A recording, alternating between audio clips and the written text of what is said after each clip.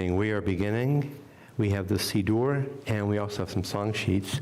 We'll begin this evening in the Siddur on page number 5. On page number 5 in the Siddur in the book rest, page 5, it is song Shalom Aleichem. Shalom Aleichem, Malachei Hasharet, Malachei Elyon, Mimelech, Malachei Hamlochim, HaKadosh Baruch Hu. Boachem l'shalom, Malachei Hashalom, Malachei Elyon, Mimelech, Malachei Hamlochim, HaKadosh Baruch Hu. Baruchuni l'shalom, Malachei Hashalom, Malachei Elyon, Mimelech, Malachei Hamlochim, HaKadosh Baruch Hu. Tzedchem l'shalom, Malachei Hashalom, Malachei Elyon, Mimelech, Malachei Hamlochim, HaKadosh Baruch Hu. And we turn now to page number 11, L'chun Ranana in the Siddur, page number 11. L'chun Ranana l'Adonai nari alitzur yishenu nikan mafana b'torah bizmiro nari alo nikan mafana b'torah bizmiro nari alo kiel gadol Adonai umelech gadol al kol Elohim asher biyado mechkerei aretz v'toa fotarim lo asher biyado mechkerei aretz v'toa fotarim lo. On the English side, let us go and sing to Adonai. Let us trumpet praise to our protector. Filled with thanks, let us read God, raising our voice in song. Great is Adonai, a greater sovereign than all other deities. God's hands form the earth's deep. Mountain crests too are God's work. The sea is God's, for God made it. Dry land was fashioned by God's hands. Come then, let us bow and kneel. Let us bend our knees in the presence of Adonai, who formed us. And we turn now to the song sheets. We have 3 song sheets, and the first one is a song by Craig Taubman, Holy Ground. And I think it's a powerful idea that we look at the world around us through the ideas of holiness. Where we live, where we are, every moment can be holy.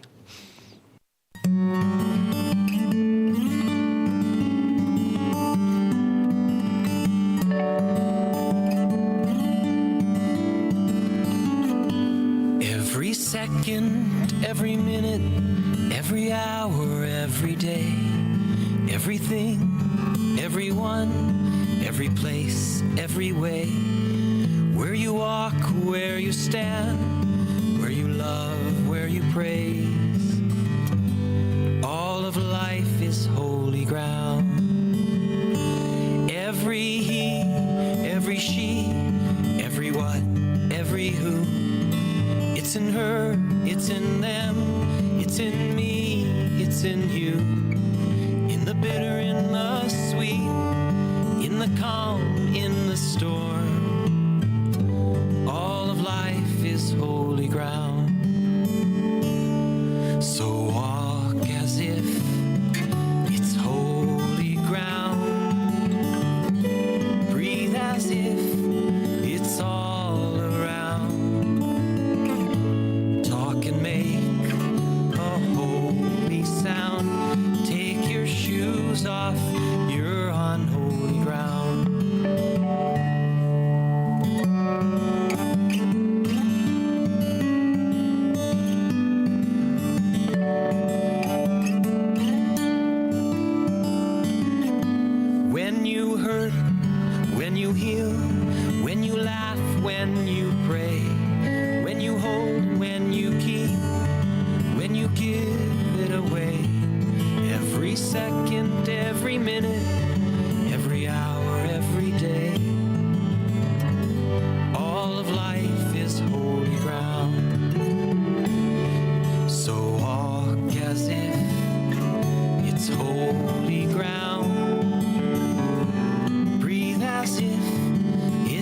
all around.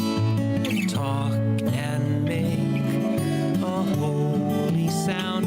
We take our shoes off, we're on holy ground.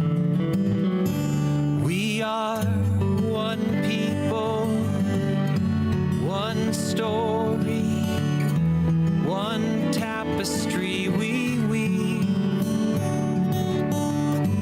one journey, one glory, one legacy we leave.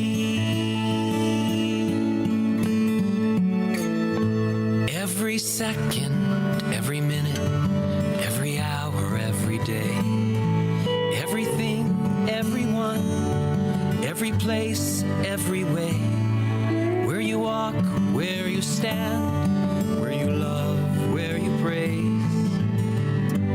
all of life is holy ground.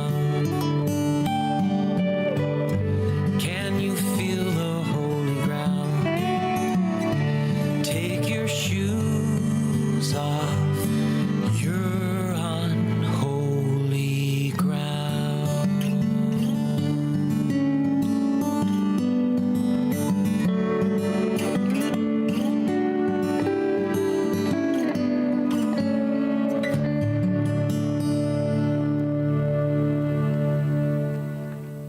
We turn to page 14. On the English side, page 14. This is a psalm, and this may have been the inspiration for Craig's song. On the English side, page 14. Bow to Adonai in the glory of this holy place. Tremble before God's presence, all who dwell on earth. Announce among the nations, Adonai reigns. The land is firm and will not be moved. Peoples will be truthfully judged. The heavens shall be glad and the earth rejoice. The sea and its fullness roar. The meadows and all that grows in them exult. Even the trees of the forest shall sing praise as Adonai comes to judge the earth, judging lands with righteousness and peoples with divine truth. The world itself is a mechanism for happiness, for joy, for compassion, for respect, for honor, for righteousness. We turn now to page number 21 in the Siddur, page 21. Page 21.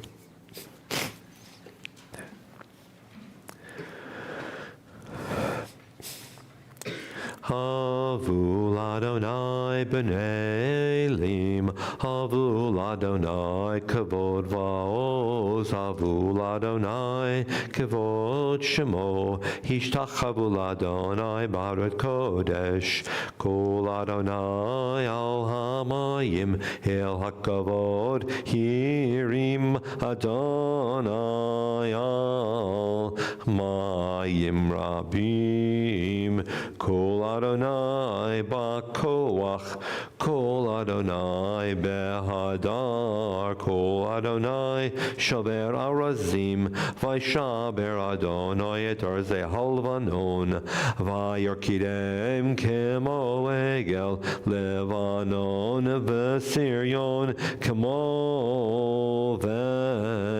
Kamoven re'emim, Kol Adonai chotzev lahabot esh, Kol Adonai yachil midbar, Yachil Adonai midbar kadesh, Kol Adonai yachol el ayalot, Vayechesof yarot, Uvechalo kulo omer, Kulo omer kavod, Adonai lamabul yashav, Vayeshev Adonai melech leolam, Adonai oz lamo yiten, Adonai yavarech et amo vashalom.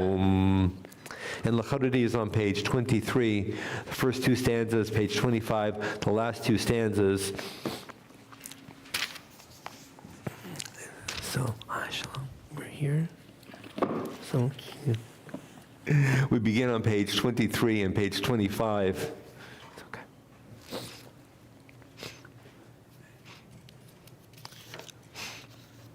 Lecha dodi lekrat kala, penei Shabbat nekabela.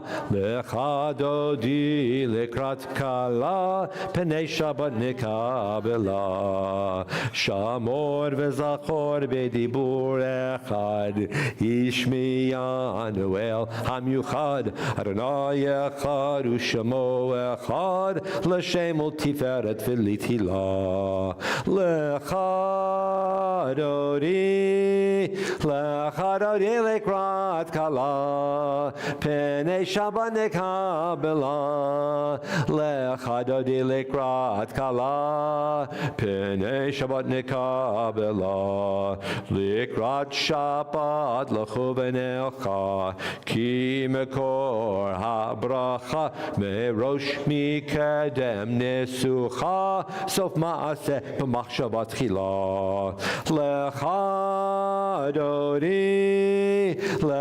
dodi lekrat kala, penei Shabbat nekabela. Lecha dodi lekrat kala, penei Shabbat nekabela. 25 last two stanzas.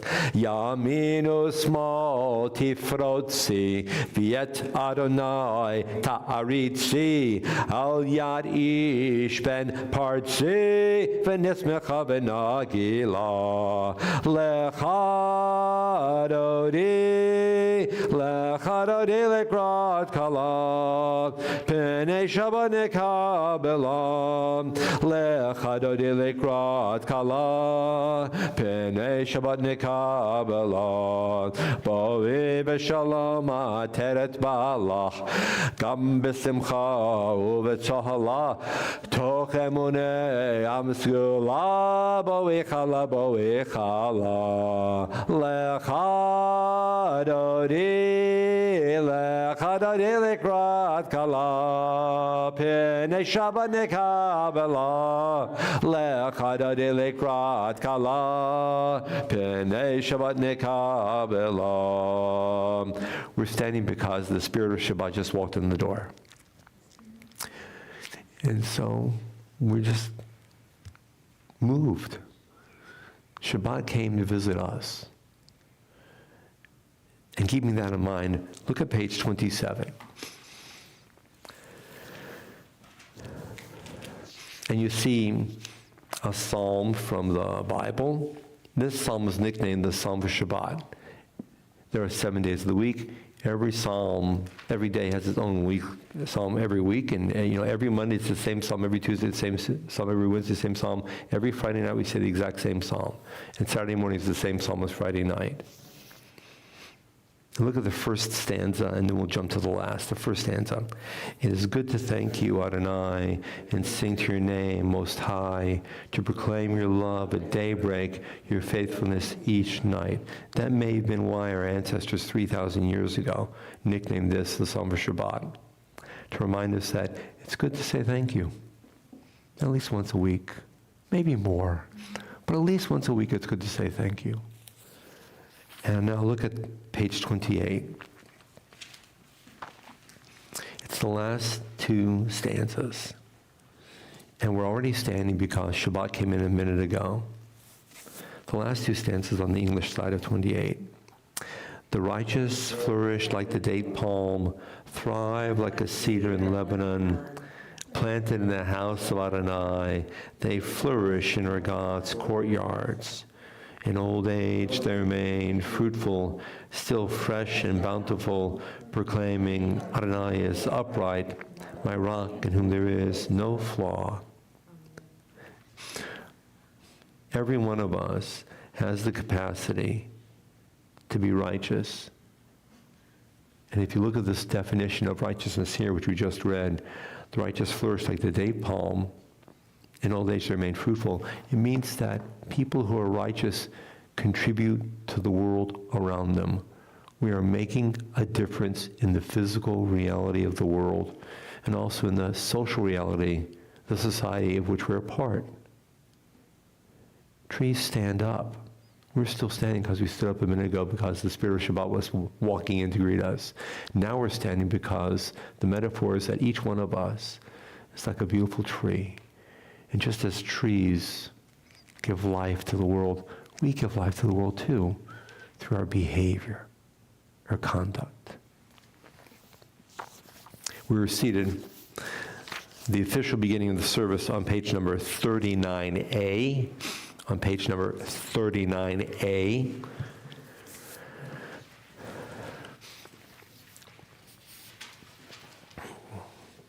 The first bracha before the Shema, which speaks of the transition between daytime and nighttime. On the English side, page 39A.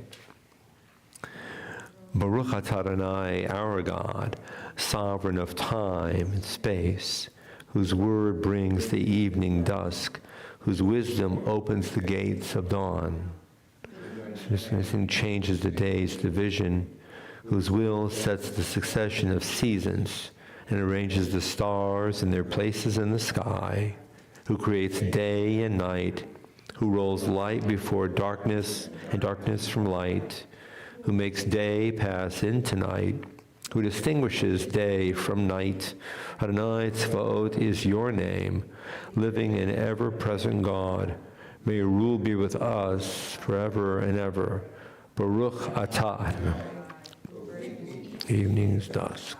El Chai B'Kayam, Tamidim L'Chalelam Voed, Baruch Atah Adonai, Hama'arim Aravim.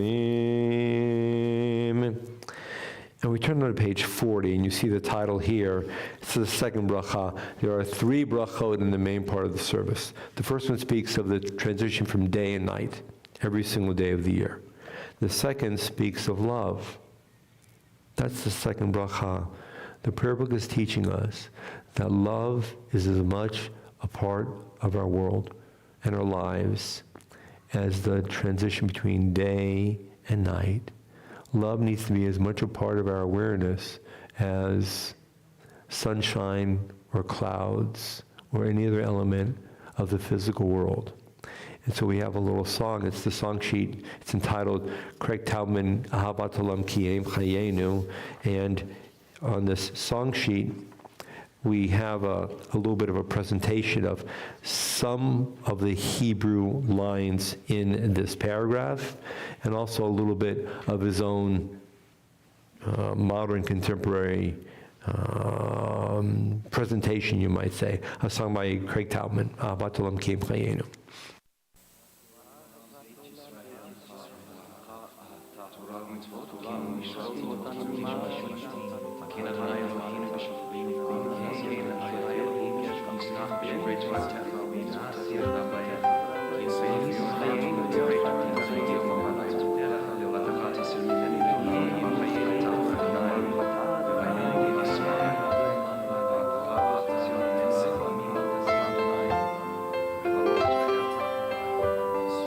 Day and night, show us the way, teaching us to number our days. When we rise, when we lie down, Ahavat Olam, Ki Hem Chayenu, Ve'orech Yameinu, Uvahem Negeh, Yomam Valayla,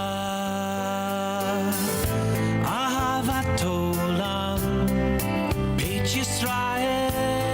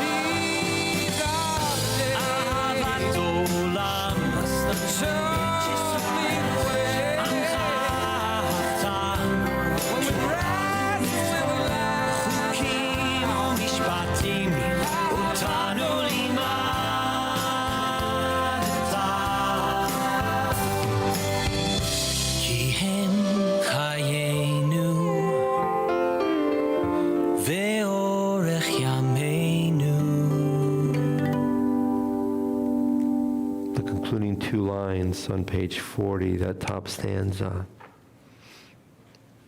Do not ever withdraw your love from us. Baruch atah Adonai, who loves the people Israel. Shema's on page 41. Shema Yisrael, Adonai Eloheinu, Adonai Echad. Baruch Hashem kol malchut haolam v'ed.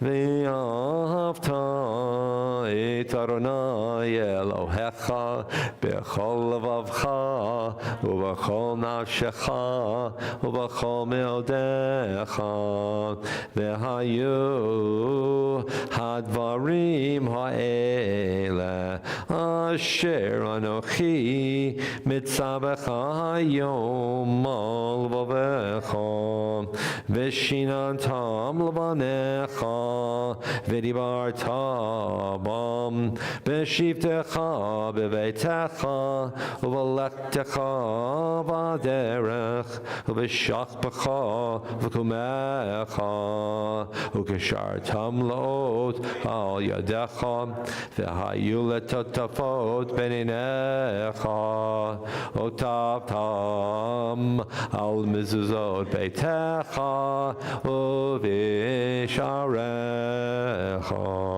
A few moments of silence, perhaps some of the commentary here on page 41, also on page 42, a bit of poetry or silent reflection.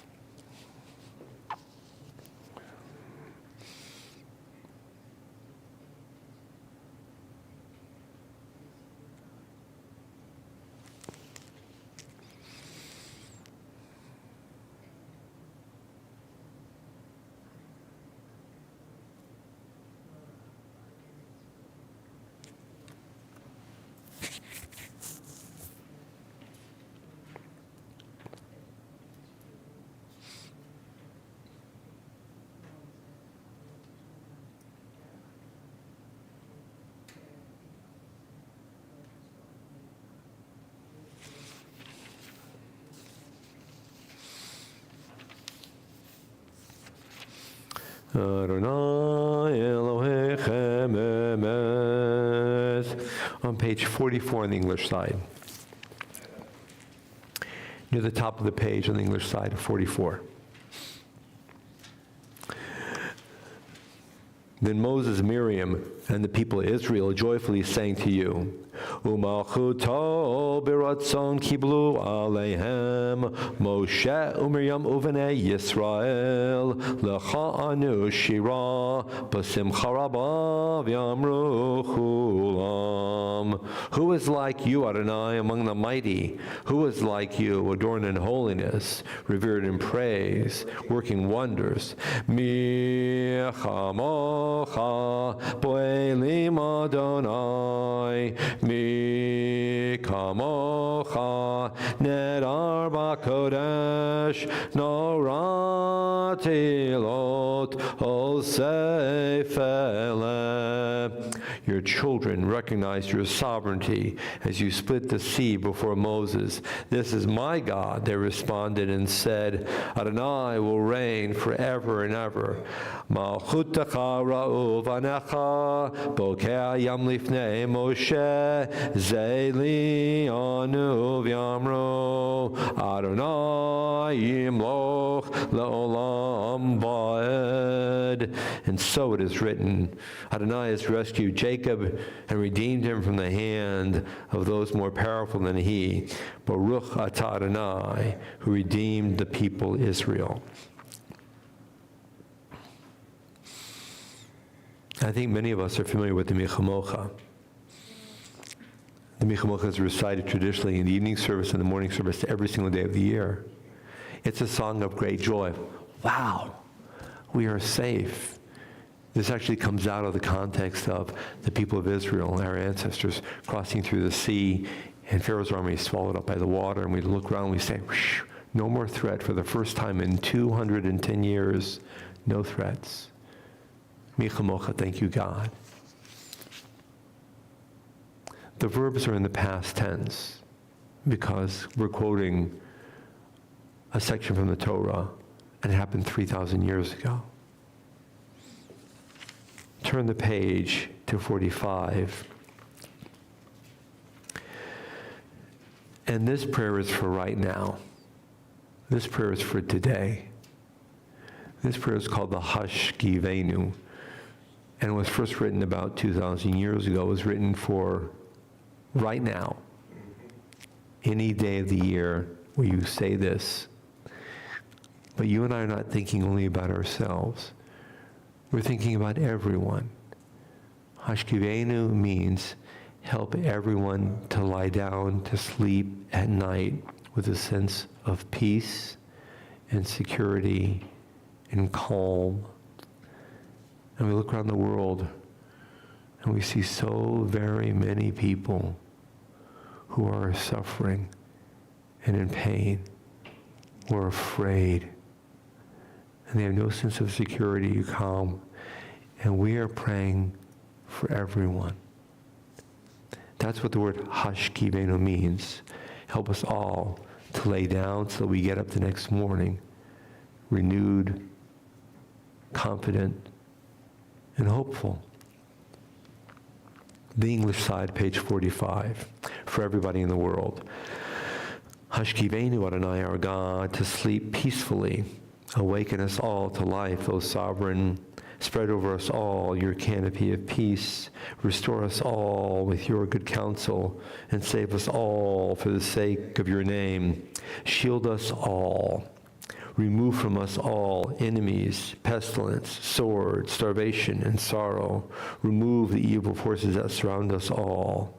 Shelter us all in the shadow of your wings. For you, God, watch over and deliver us all. And you, God, are sovereign, merciful, and compassionate. Ensure our going and coming for life and peace, now and forever. May you spread over us all your canopy of peace. Baruch atah Adonai, who spreads the canopy of peace over us, over all the people of Israel, and over Jerusalem and everyone. The top of page 46.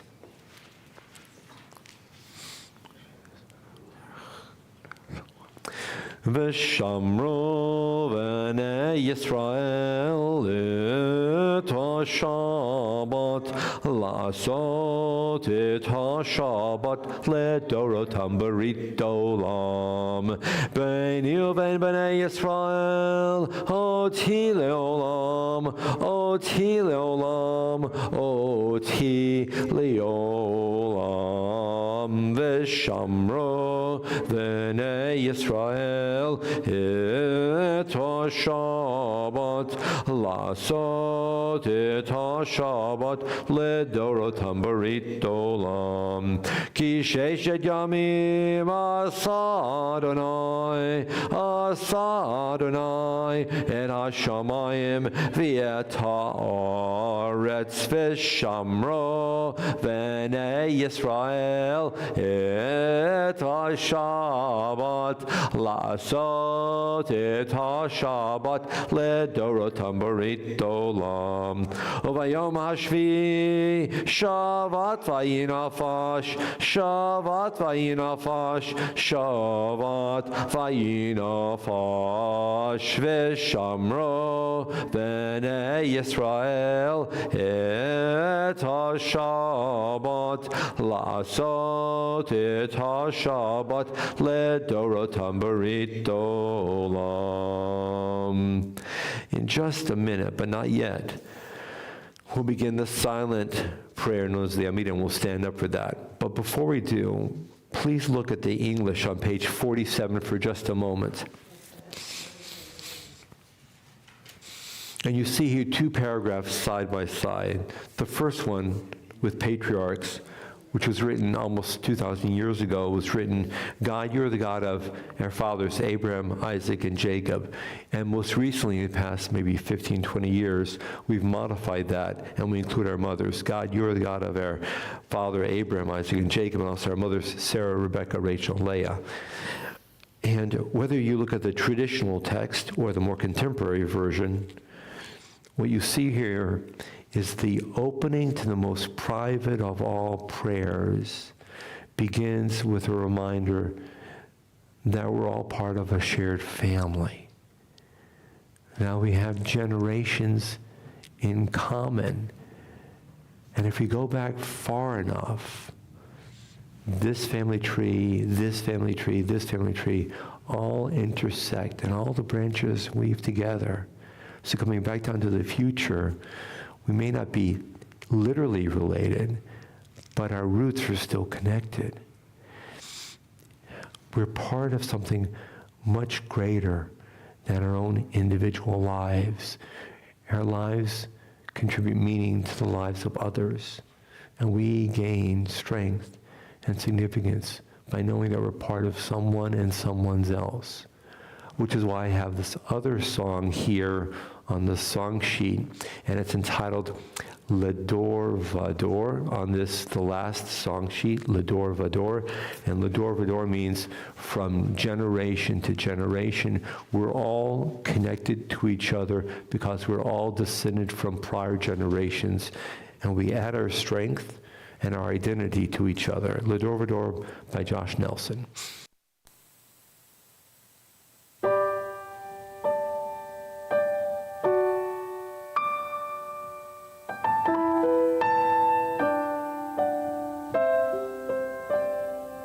We are gifts and we are blessings.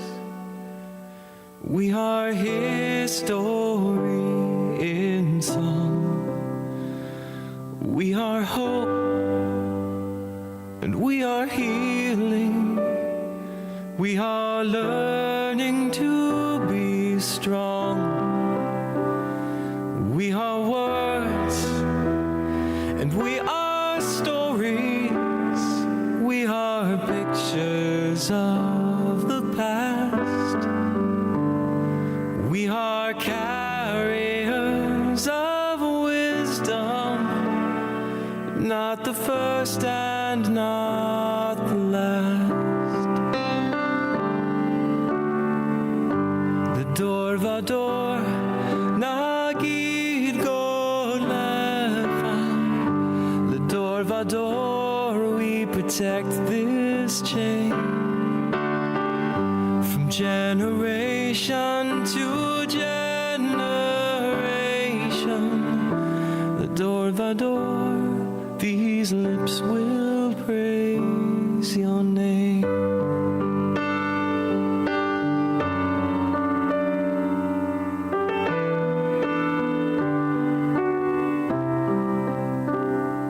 Looking back on the journey that we carry in our hearts, from the shadow of the mountain to the waters that would part. We are blessed and we are holy. We are children of your way, and the words that bring us meaning, we will have the strength to say. The Dor Vador Nagid God Lecha. The Dor Vador, we protect this chain from generation to generation. The Dor Vador, these lips will praise your name.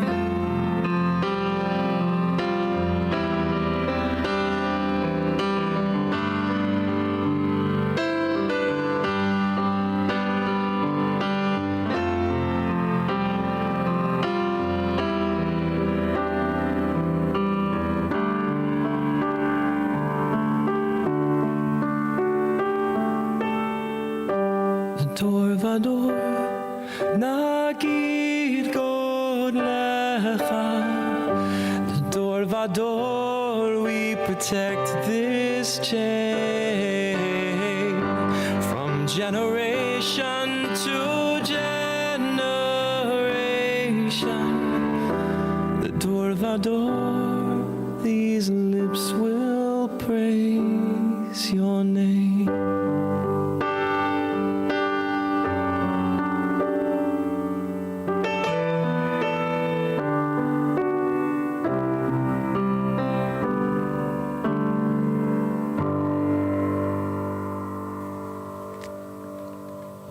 We rise, the silent prayer, the traditional text, page 47 to 52, or an opportunity for a silent personal reflection, a few moments of silence.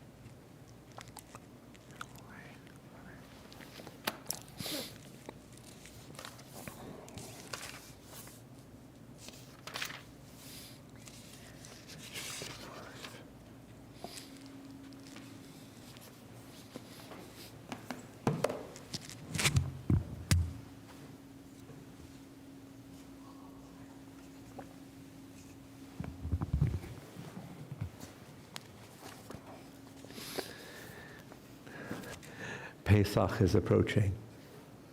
When you hear Pesach, what comes to mind? Matzah. That's the right answer, exactly right. Beg your pardon? Matzo ball soup. Matzo ball soup, that's another goodie. The desert. You from New Orleans?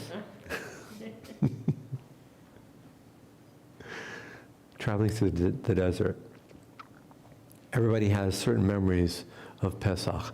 Why do we call it Passover in English?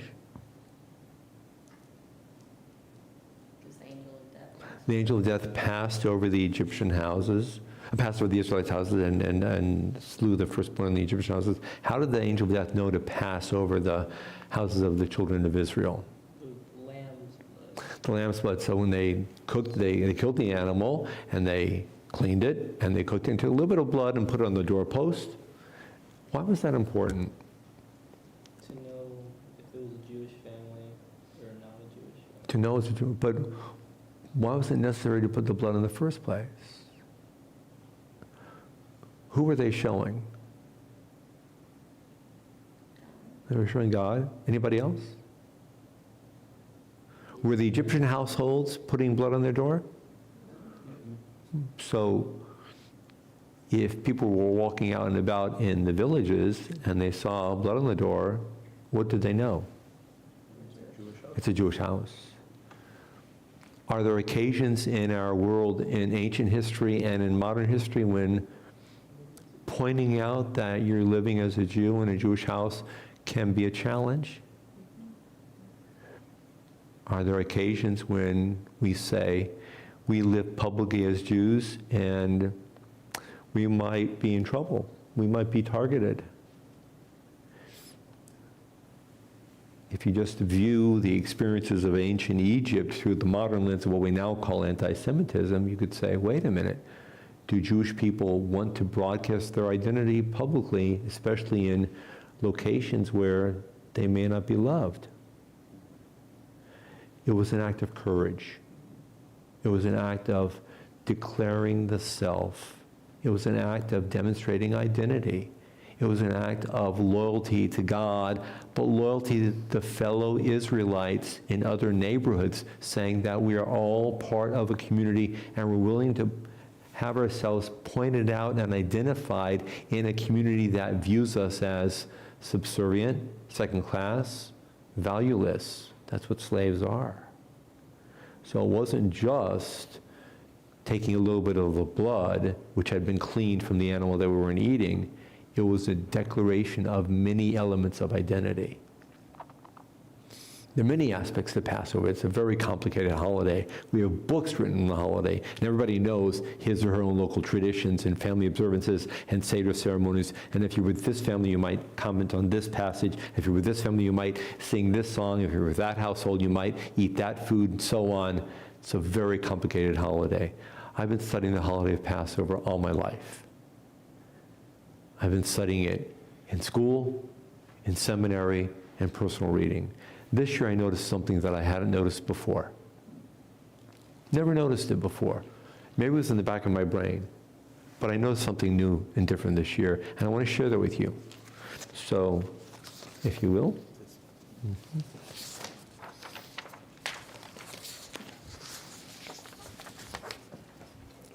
Sure.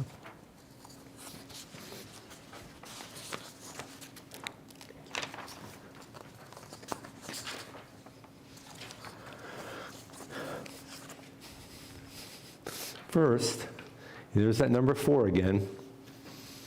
There are 4 traditional names for the holiday. And looking at the Hebrew word chag means a festival. So one name is Chag HaCherut, the festival of freedom, and we know why it's the festival of freedom, because the slaves were released from slavery.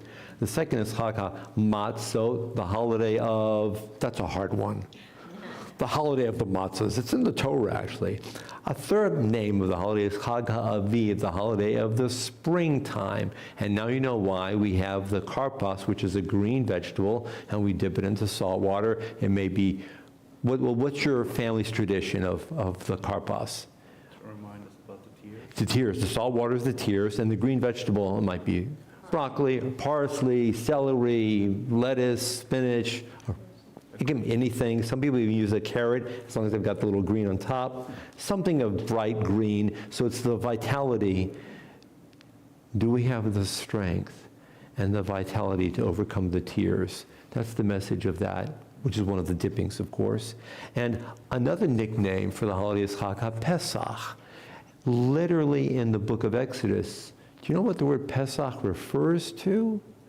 Pesach is a nickname for the lamb. The lamb has its own identity. And when the lamb is taken from the flock, and then it is slaughtered, and the blood is drained, and it's cooked and cleaned, and it is shared with the family, that animal is called Pesach. And that is the reason that the holiday is called Pesach, which Ashkenazim often slur and say Pesach, but it's the same word. And many Israelis say Pesach, and many people from South America also say Pesach, right? So there are these different names. And what struck me as I was studying a little bit last week, and this past week, as I studied and I looked at different sections of the Torah, I found what I thought initially would have been 4 identities of Pesach, but then I think I found one more. But some of these blur, so maybe Pesach actually has 4 identities as well. And that's what I wish to share with you. And feel free to take this, and maybe you'll share this with your families and your friends at the Seder meal. So, multiple identities of Pesach. And this is what I discovered just this past week, and I hadn't really thought of it until this point. One, if you look at one aspect of Pesach, it's to teach the identity of God. Passover is to teach something about God. The fancy word for that is theology, to talk about God. And that's that first little clause that I have here, theology. Moses speaks to Pharaoh right after the burning bush. He goes down to Egypt, he talks to Pharaoh, and Pharaoh says, I don't know who your God is. People are staying here.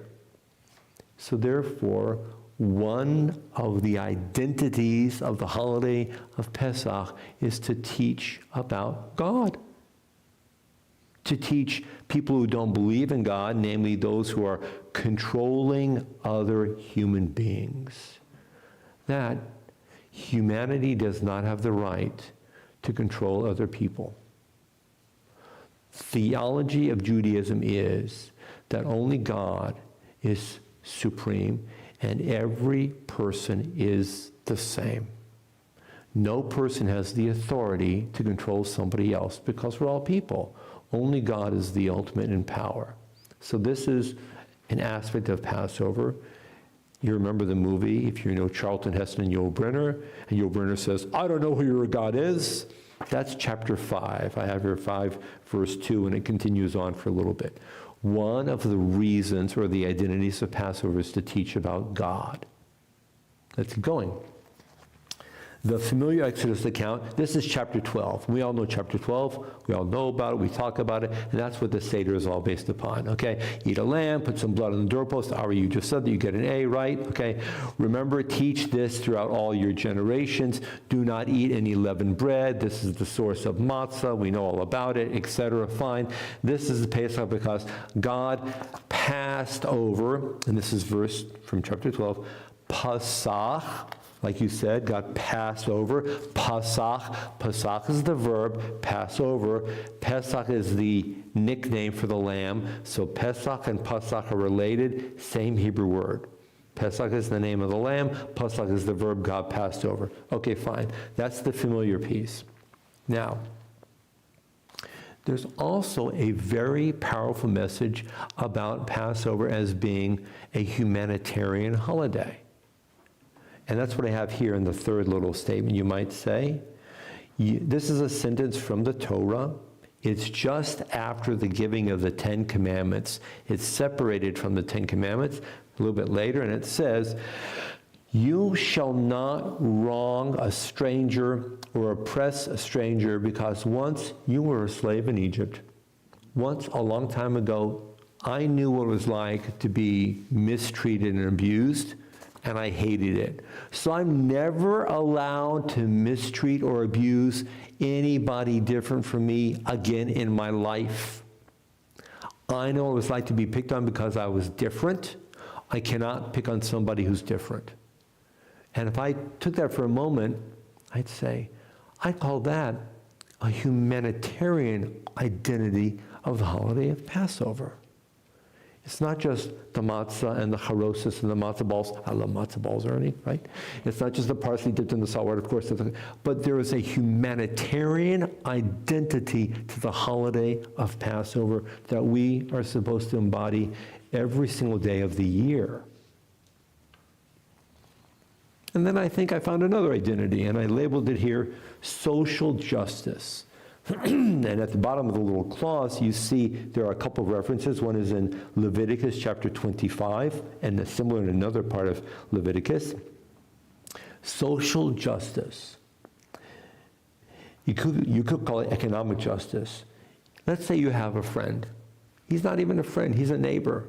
And he gets very, very poor. And as a result of being very poor, he's dependent upon you. And he needs a loan, maybe needs food. We're not allowed to charge people interest. When somebody is in a deep economic crisis, we have to help that person just because we have to help that person. We're not supposed to gain economically or materially from helping somebody who's in a bad situation. And if you look at the phrasing, it says, do not charge him interest on money or on food. Let him live by your side as your brother. I am God your God who brought you out of Egypt to give you Canaan, a place to live and to be your God. So when somebody is right near you and he doesn't have enough money, you need to help him live side by side with you. That's why you're out of Egypt, which is a separate identity of the matzah and the moror and the blood on the door and the lamb and Moses. It's a separate identity. It's needing to live side by side in a secure place, which I've called social justice. The terminology is not in the Torah. I made that up. I like it.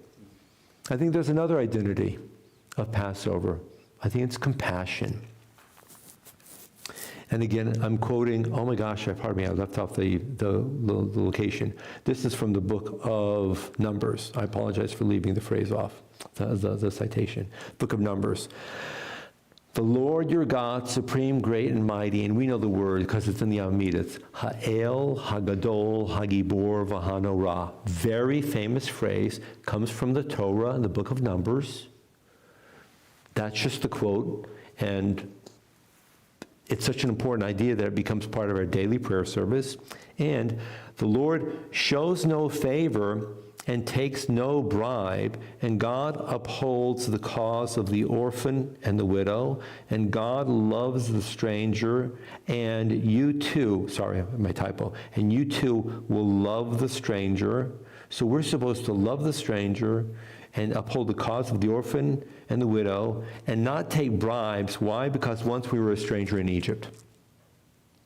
So getting out of Egypt is the motivation to be compassionate to people who are suffering.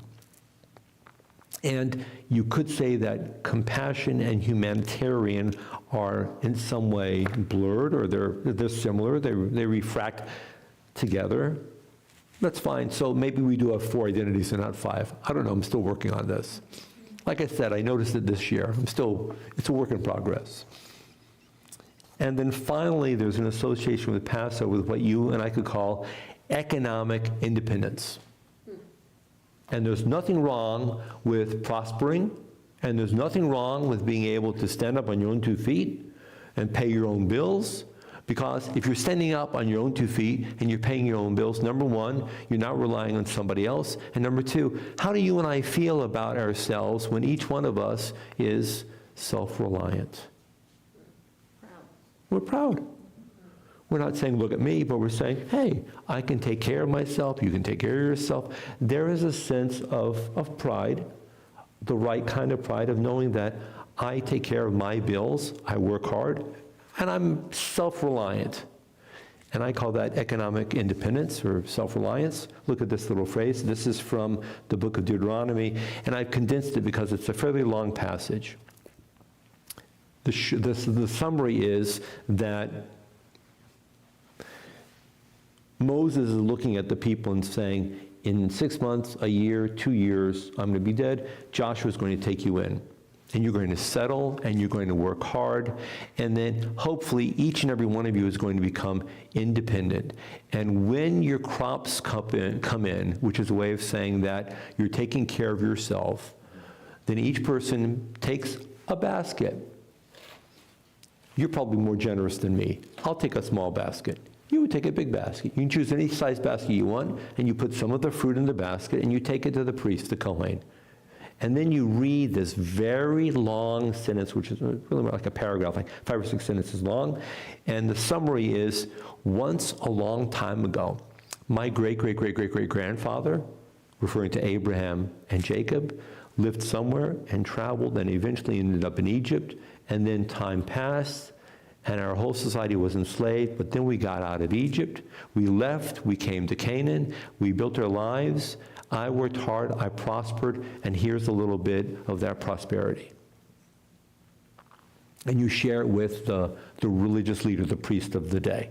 So I'm calling that economic independence. And that little passage here from Deuteronomy chapter 26 is tied to getting out of Egypt. So the thought as we prepare for Passover tomorrow night is that Passover, as rich as it is, with the matzah balls and the charosas, and there's the uncle who always spills the wine, even though it's a brand new tablecloth, and we all say, please be careful. What are you going to do? Happens. And all the little songs and all the little stories that we share, all of which are good, and they add flavor to our own experiences. But over and above that, Passover is much more than the matzah balls and the maror and the charosas.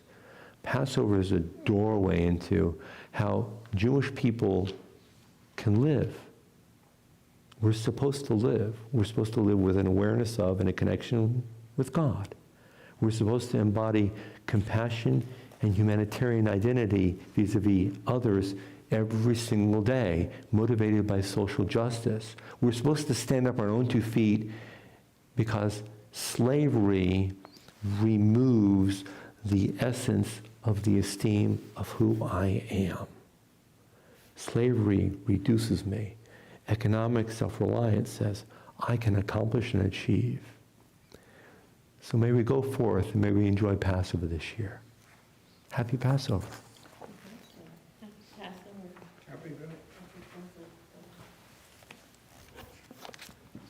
We rise for the Aleinu on page number 56.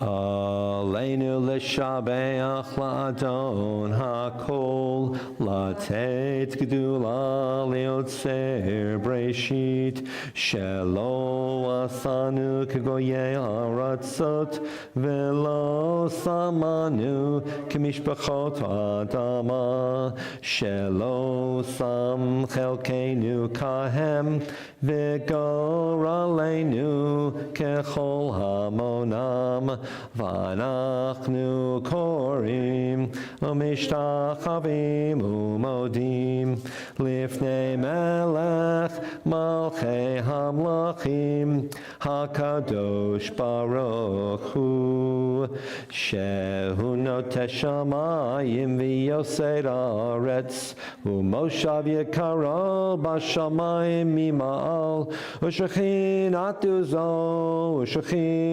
zo B'gavhei meromim Hu Eloheinu en od Emet malkeinu efes zulatom Kakatu betorato V'yadata hayom Bahashevota el levavecha Ki Adonai hua Elohim Bashamayim mimal V'al haaretz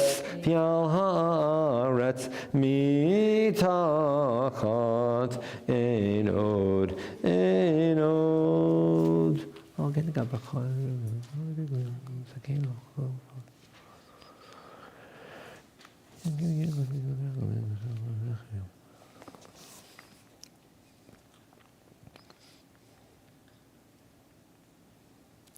bottom of 57. Kakatu b'toratecha, Adonai yimlach le'olam va'ed, v'nemar v'haya Adonai le'melech al kol haaretz, bayom hahu,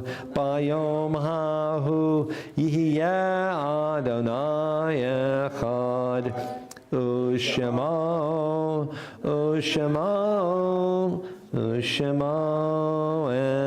echad. Please now we remain standing. The Mourner's Kaddish will be found on page number 58. It is our practice to remember the yortzites of people who've died at this season of the year, and remembering the loved ones of members of our congregation going back even generations. We remember Rebecca Maisel, Gertrude Berry Golden, Sam Stern, Sam Perkoff, Susan Rubinger, Mary Kaminsky Cohen, Rose Ratner, Mendel Koppel, Charles Grodsky, Lou Friedman, Harriet Sheridan, Eve Rips, Eskel Gilbert, Ned Gollum, Tony Singer, Rose Yanvari, Bookstar, Maurice Idelson, William Tobin, Martha Lubell. Are there any other names to mention this evening? Perhaps somebody at home has a name to share as well. We remember all of our people who we lost, especially in Israel, since October 7th. And Kaddish is on page 58, and we say Kaddish together in a group so we can stand side by side with each other. That's why we say Kaddish as a group, to stand next to each other. Yitkadal v'yitkadash shemei Rabbah, Amen.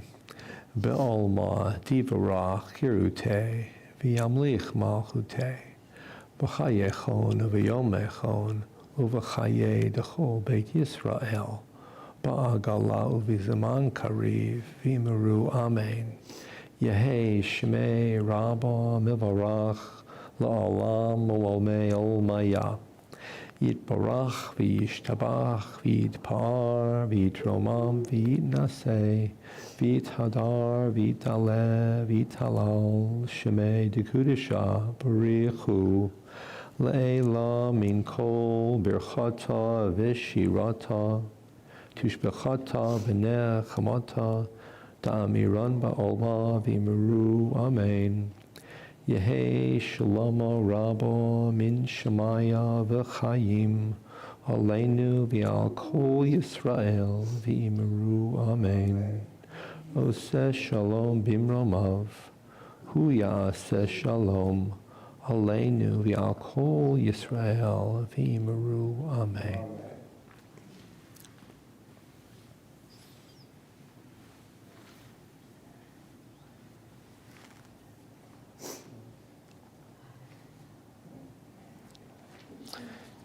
You may be seated. Can I give you a hug? Sorry for your loss.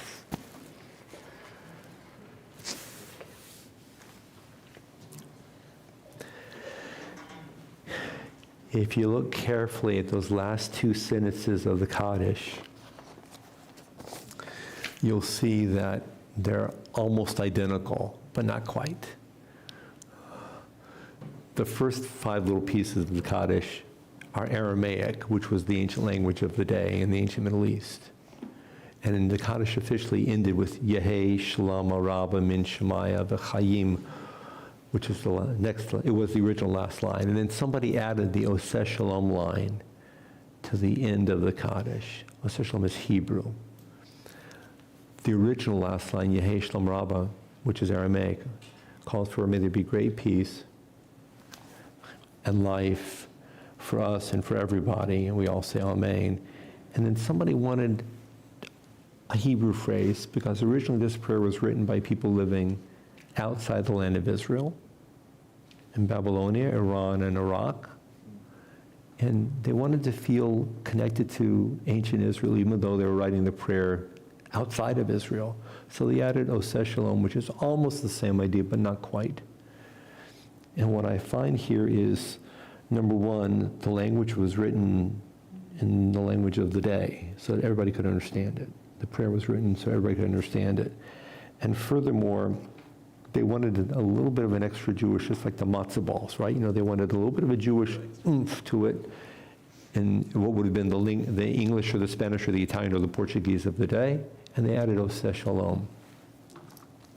And Oseh Shalom, we're learning this for a minute. Oseh Shalom means literally, God makes peace in God's own heavens, which is present tense. Hu ya'aseh shalom, that's the prayer. May God make peace for us and for all of Israel here.